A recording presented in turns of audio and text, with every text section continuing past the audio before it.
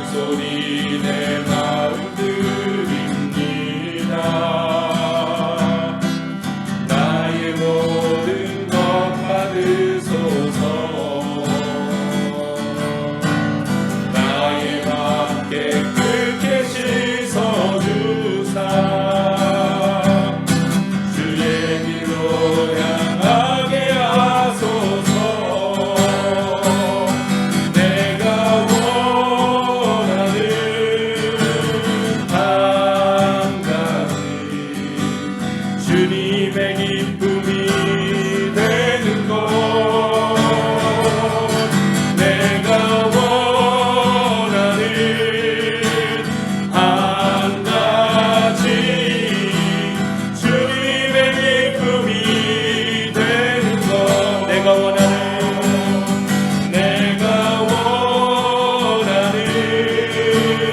한 가지 주님의 기쁨이 되는 것 내가 원하는 한 가지 주님의 기쁨이 마지막으로 고백합니다. 내가 원하는 한 가지 내가 원하는 한 가지 주님의 기쁨이 되는 것 내가 원하는 한 가지 주님의 기쁨이 되는 것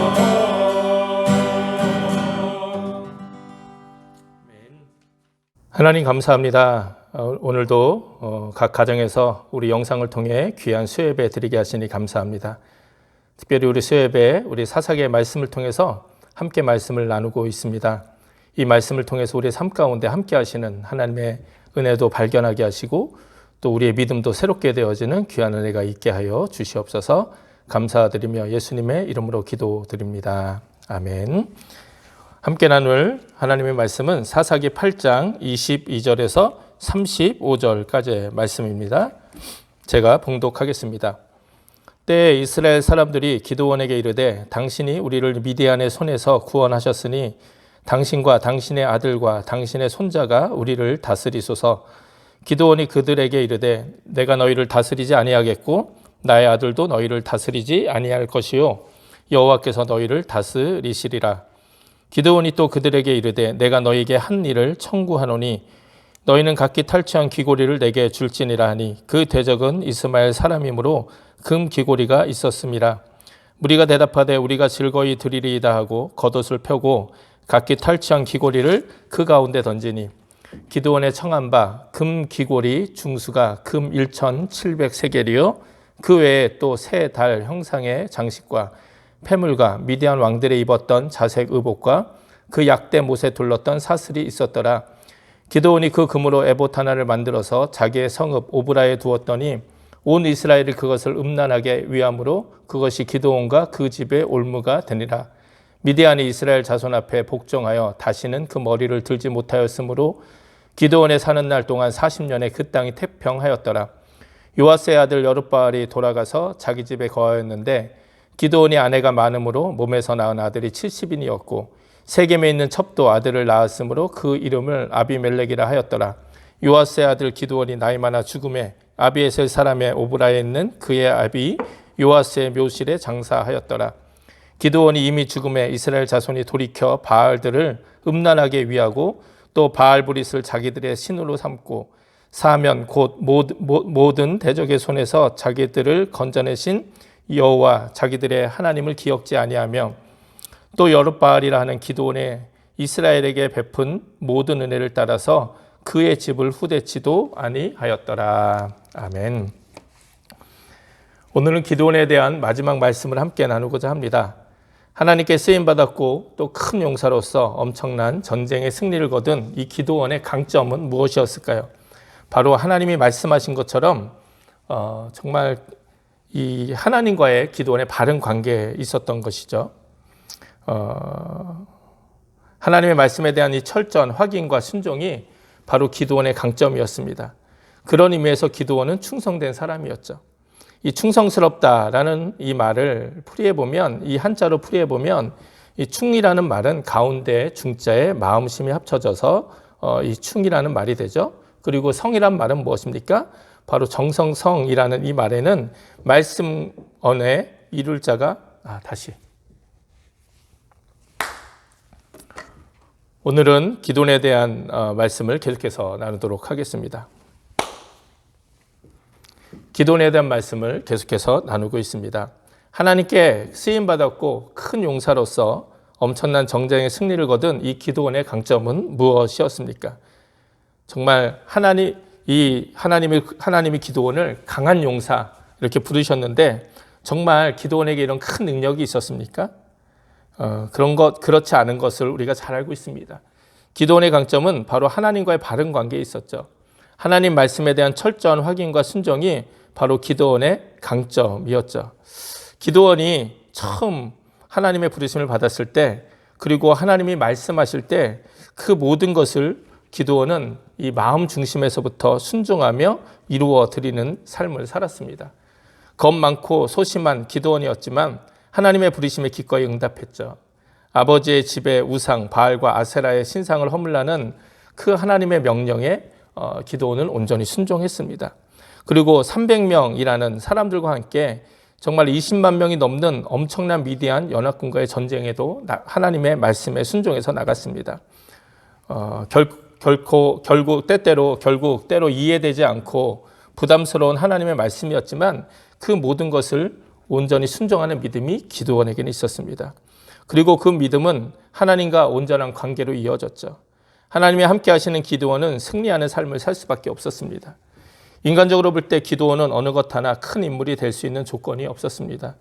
그러나 하나님이 함께 하셨기에, 그리고 하나님의 말씀에 철저하게 순종하는 이 기드온의 믿음이 있었기에 기드온은 쓰임받고 큰 인생, 강한 용사로서, 큰 용사로서의 삶을 살 수 있었던 것이죠.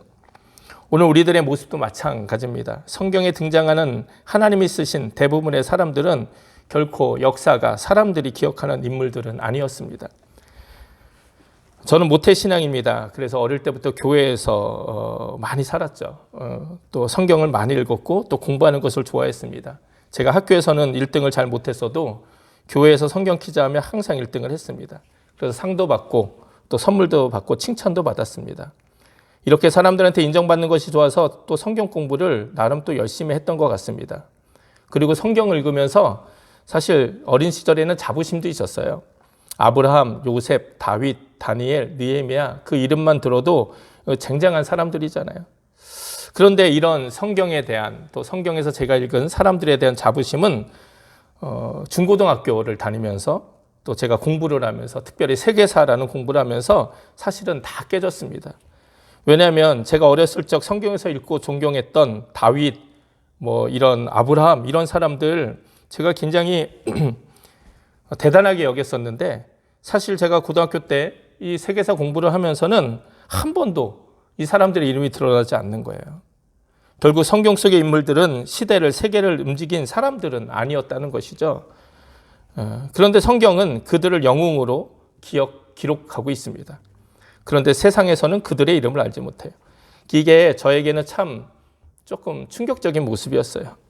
물론 나중에 알게 된 것은 구약 성경의 배경이 세계가 아닌 이스라엘이라는 제한적인 민족의 이야기이기 때문에 세계사에는 당연히 등장하지 않는 것 깨닫게 되었습니다. 그러면서 좀 제가 생각하게 된 것이 하나님이 기억하시는 이름과 세상이 기억하는 이름이 다르다는 거예요. 그리고 쓰임받는 것 역시 다르다는 거죠. 하나님이 쓰시는 사람들의 공통점은 바로 하나님의 마음에 합한 사람들이었습니다.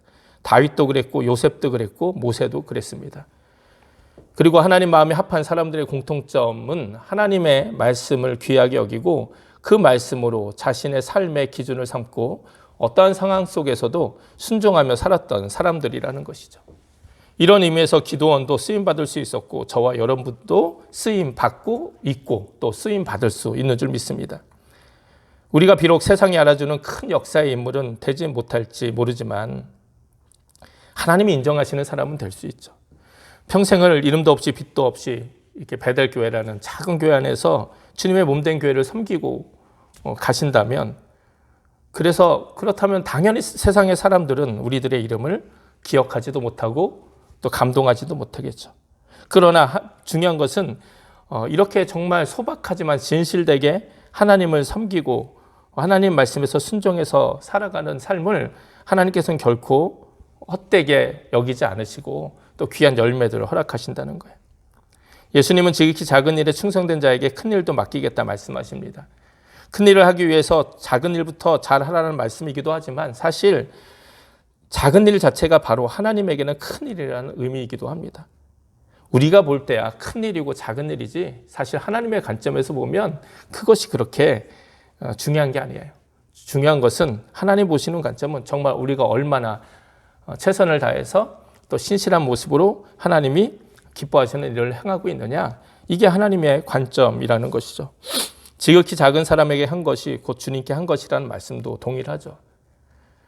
나와 함께 살아가고 있는, 그리고 비록 떨어져 있고 아무런 관계가 아닌 사람이라도 하나님이 주시는 그 마음 가지고 사람들을 온전히 사랑하고 섬기는 그 일이 바로 우리가 주님께 하는 일처럼 가장 귀한 일이 된다는 것입니다.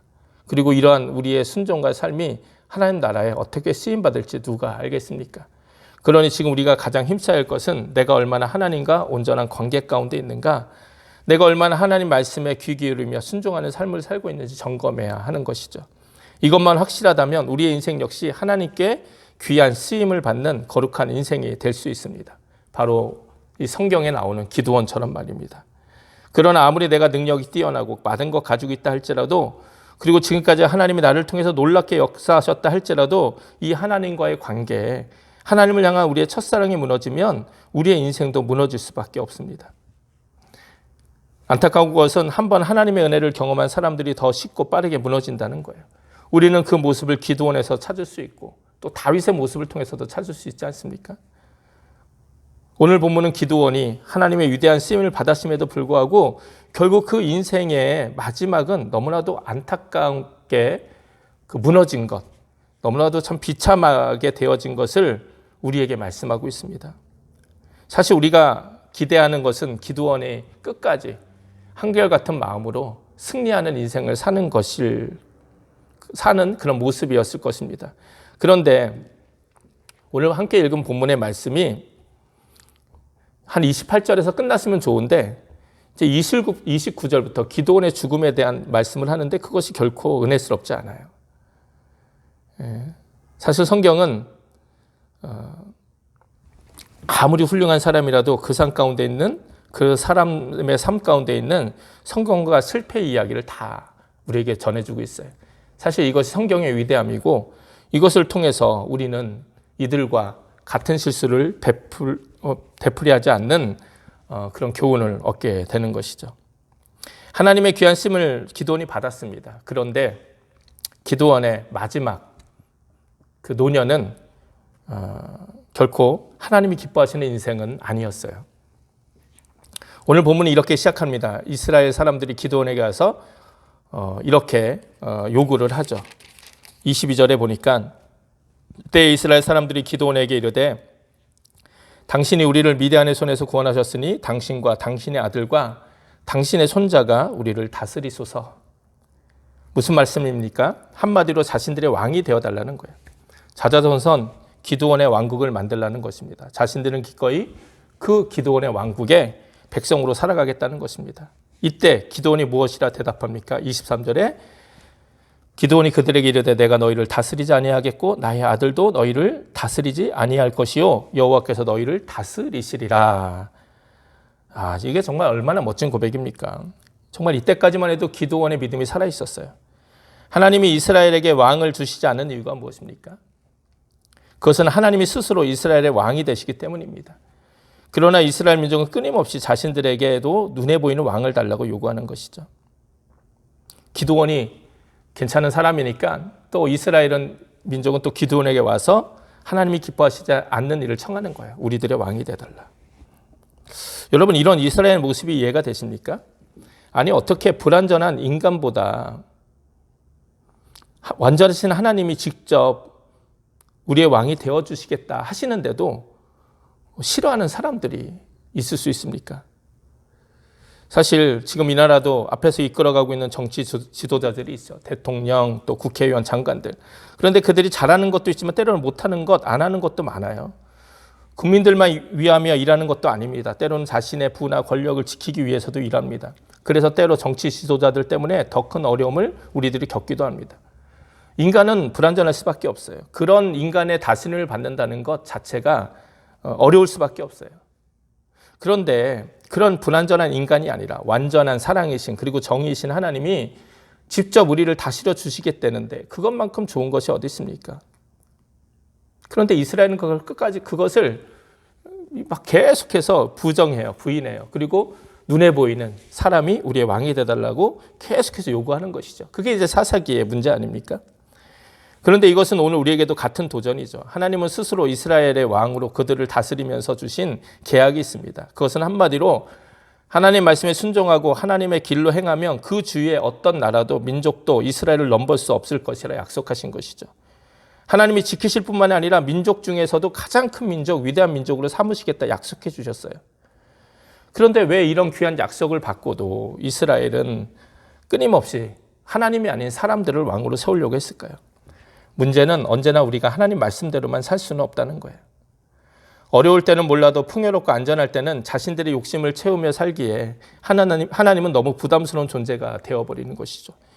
때로 같은 인간, 같은 실수를 하는 인간이 왕으로 있으면 서로 눈 감아주고 슬쩍 넘어가는 일이 가능한데 하나님께는 결코 그것이 통하지 않는 것이죠.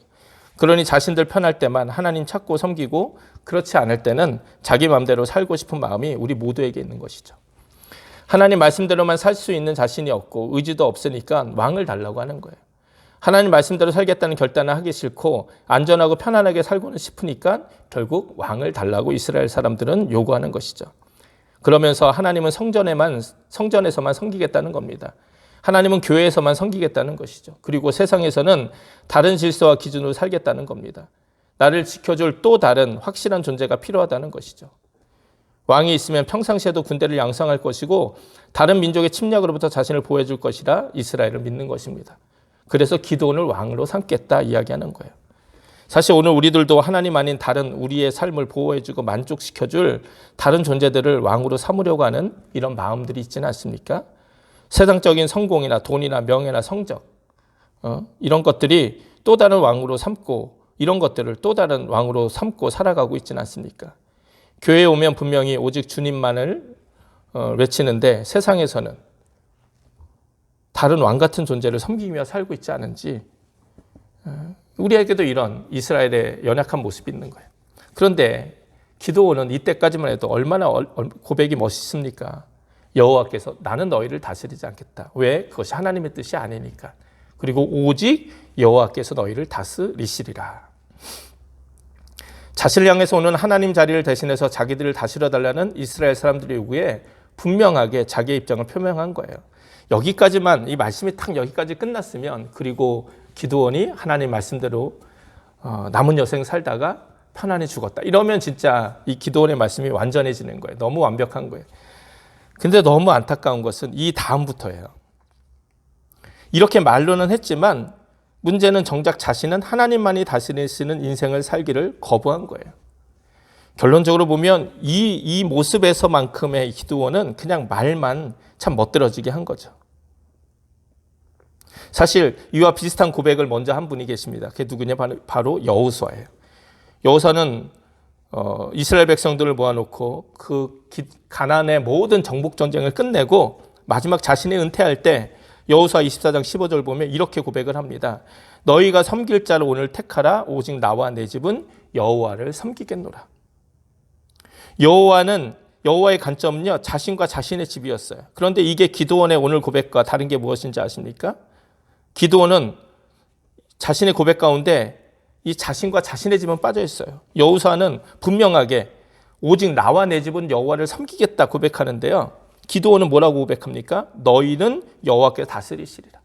너희는 여호와께서 다스릴 것이다. 그렇다면 자신은 어떻습니까? 자기의 집은 어떻습니까? 그 다음 기드온의 말과 행동을 보면 결코 자기 자신은 하나님의 온전한 다스림을 받는 것을 거부한 것을 보게 됩니다. 이 다음 말씀은 이제 어떻게 시작이 됩니까? 다만 내가 너희에게 하나 청할 게 있는데 그것은 너희가 탈취한 큰 귀고리를 좀 달라는 거예요. 금을 좀 달라는 거예요. 너희의 물질을 좀 달라는 거예요. 난 너희를 다스리진 않겠다. 그러나 너희가 탈취한, 너희가 전쟁에서 이긴 그 수확물들은 좀 나에게 달라. 그래서 사람들이 어떻게 합니까? 아주 그냥 기쁜 마음으로 그것을 기드온에게 준 거예요. 엄청난 양의 물질을 줍니다. 그래서 금기골이 1700세겔, 오늘날로 하면 한 20kg 정도 된다고 그러네요. 그 외에 초승달 장식들과 폐물, 그리고 미디안 왕들이 입었던 자색의복과 그들의 낙타목에 둘렀던 값비싼 사슬 등을 받은 것이죠.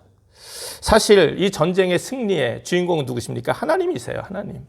이들이 한 게 별로 없어요. 이들은 그냥 하나님 말씀에 순종해서 항아리와 횃불 들고 나팔 들고 그냥 전진에 뛰어들어갈 밖에 없습니다. 물론 그 믿음이 강하긴 하지만. 그런데 결국 전쟁에서 승리케 하신 분은 하나님이시죠. 그러면 이 전쟁의 대가 역시, 전쟁을 통해서 그들이 얻은 건 역시 누구를 위해서 그들이 사용돼야 됩니까? 하나님을 위해서 사용해야 되는 거예요. 그런데 이 대목에서 기드온은 하나님이 받으셔야 될 영광을 자기 자신이 받고 있는 거예요. 그리고 이때 받은 이 물질, 금으로 기드온이 두 가지를 하는데요. 하나는 늙어 죽을 때까지 부자로 살면서 아내와 첩을 거느리면서 70명의 자식을 낳았다는 거예요. 이게 이 다음에 이 기드온의 모습 아닙니까? 그리고 두 번째는 그 금으로 에봇 하나를 만들어서 자기의 성읍 오브라에 두었다는 거예요. 여기서 에봇은요, 대제사장이 있는 거룩한 옷입니다. 에봇은 대제사장이 하나님 앞에 나아가서 하나님의 뜻을 물을 때 입었던 옷이에요. 왜 기드온이 굳이 이 에봇을 금으로 만들어서 자신의 집에 두고 싶어 했는지는 잘 모르겠어요. 그러나 결국 이것이 이스라엘에게 우상처럼 여겨지고 결국 그것이 기드온 집뿐만이 아니라 이스라엘의 올무가 되었다, 성경은 기록하고 있습니다. 비록 그 땅에 40년 동안 평화가 찾아오고 다시는 미디안이 그 머리를 들지 못했지만 기드온은 이 평화로운 시간들을 하나님을 위한 시간, 무너진 이스라엘 신앙을 회복시키고 하나님을 왕으로 섬기고 하나님을 영화롭게 하는 거룩한 삶을 산 것이 아니라 자신의 부와 영광을 누리며 하나님이 다스리는 인생이 아닌, 하나님만 섬기는 인생이 아닌 자신의 배만 채우는 삶을 산 거예요. 기드온의 삶이 이렇게 무너진 이유가 무엇입니까? 그것은 오직 하나예요. 기드온이 쓰임받은 이유도 하나님과의 관계에 있었다면 기드온이 무너진 건 역시 하나님과의 관계가 끊어졌기 때문이라는 것이죠. 이제 하나님 말씀이 자신의 삶에서 가장 중요한 자리가 되지 못하는 것을 보게 됩니다. 어렵고 힘들고 위기의 순간에는 하나님이 그 말씀이 분명히 이 기드온의 삶의 중심에 있었는데 이제 편안해지고 어려운 일이 사라지니까 더 이상 하나님의 말씀에 대한 귀중함이 사라져버린 거예요. 기드온이 얼마나 하나님의 뜻을 묻고 또 물었습니까? 우리가 함께 말씀을 나누지 않았지만 아주 유명한 양털 시험이 있잖아요. 하나님이 명령하시니까 그것을 자꾸 확인하는 거예요. 이거는 불신앙이 아니에요. 정말 하나님의 말씀을 더욱더 잘 알고 싶어하는, 뜻을 알고 싶어하는 기드온의 마음이었습니다. 그런데 이런 귀한 모습이 사라져버린 것이죠. 이것이 우리의 신앙의 위험이고 함정입니다. 기도 응답받으면 기도하는 것이 멈춰져 버리는 이 불편한 진실, 문제가 사라지면 내 삶의 갈급함이 사라지는 모습들, 하나님은 이런 우리의 모습에 어떻게 반응하셔야 될까요? 인생의 축복과 성공만 구하지 말고 그 하나님이 주신 축복과 성공을 통해서 더 귀한 하나님의 일을 나타내고자 하는 영적인 이 귀한 준비, 마음을 우리가 준비해야 합니다. 기드온의 인생 전반전은 분명 위대한 하나님의 사람이었고 쓰임받은 사람이었어요. 그러나 그의 후반전은 전반전에 넣은 너무나도 많은 골 때문에, 그 이룬 업적 때문에 안일해졌고 교만해졌습니다. 많은 사람들이 이러한 길을 걷고 있습니다. 하나님이 주신 선물에만 집착한 나머지 선물을 주신 하나님을 잃어버리는 어리석은 일을 반복하는 것이죠. 우리는 기드온의 삶을 통해서 분명히 배워야 합니다. 하나님이 함께 하시면 승리하지 못하는 사람은 없구나. 나 같은 사람도 하나님이 함께 하시면 위대한 사람으로 쓰임받을 수 있구나. 우리는 기드온을 통해 배울 수 있습니다. 그리고 우리가 동일하게 기드온의 이런 실패의 모습을 통해서 우리가 성공했을 때, 모든 일이 잘 되었을 때 더욱더 겸손하게 내 삶을 돌아보고 하나님 말씀을 붙들고 살아야 된다는 것을 우리는 깨달아야 합니다. 우리는 기드온의 젊은 날의 모습, 하나님께 쓰임받은 모습을 배워야 돼요. 성공하고 난 후의 기드온의 모습은 우리가 결코 따라가서는 안 됩니다. 우리의 모습이 기드온의 노년처럼 하나님으로 인해 온 축복 때문에 도리어 하나님을 떠나는 인생이 되지 않기를 바랍니다. 그러기 위해서는 사도 바울처럼 날마다 나를 쳐 복종케 하는, 날마다 하나님 말씀 앞에서 겸손하게 내 자신을 죽이며 하나님만을 붙드는 귀한 인생을 계속해서 살아나가야 될 줄 믿습니다. 오늘 이 기드온의 말씀을 통해서 특별히 인생, 노년기, 죽음을 앞둔 기드온의 이런 실패의 이야기들을 우리가 함께 나누면서 정말 우리들도 겸손하게 우리 자신을 돌아보고 혹시 하나님이 주신 귀한 축복과 성공에 취해서 혹시 우리들이 좀 느슨해져 있지는 않은지, 하나님 말씀에 떠나 있지는 않은지, 하나님 관계가 끊어져 있지는 않은지 우리 자신을 돌아보며 다시 한번 새롭게 되어지는 귀한 은혜가 있기를 주님의 이름으로 축원을 드립니다. 함께 기도하시겠습니다. 하나님 감사합니다. 오늘 기도원의 말씀을 통해서 특별히 그의 실패의 이야기를 통해서 이스라엘 사람들의 연약한 모습들을 통해서 다시 한번 우리의 모습을 돌아보게 됩니다. 정말 우리가 쓰임받을 수 있는 한 가지 이유가 있다면 그것은 하나님이 우리와 함께 하시고 우리가 온전히 하나님과 함께 거하기 때문인 줄 믿습니다. 그러나 그것이 나의 능력이라 착각하고 또 나의 업적이라 착각하고 하나님을 떠나 살게 될 때, 하나님의 말씀을 떠나게 될 때 우리의 인생 역시 기도원처럼 실패할 수밖에 없음을 다시 한번 기억하면서 오늘도 하나님 말씀 앞에 다시 한번 우리 자신을 새롭게 하는 우리 모두 되게 하여 주시옵소서. 감사드리며 예수님의 이름으로 기도드립니다. 아멘. 우리 주기도문 하심으로 우리 수예배를 마치도록 하겠습니다. 하늘에 계신 우리 아버지여, 이름이 거룩히 여김을 받으시오며 나라의 임하옵시며 뜻이 하늘에서 이룬 것 같이 땅에서도 이루어지이다. 오늘날 우리에게 일용할 양식을 주옵시고 우리가 우리에게 죄진 자를 사하여 준 것 같이 우리 죄를 사하여 주옵시고 우리를 시험에 들지 말게 하옵시며 다만 악에서 구하옵소서. 대개 나라와 권세와 영광이 아버지께 영원히 있사옵나이다. 아멘.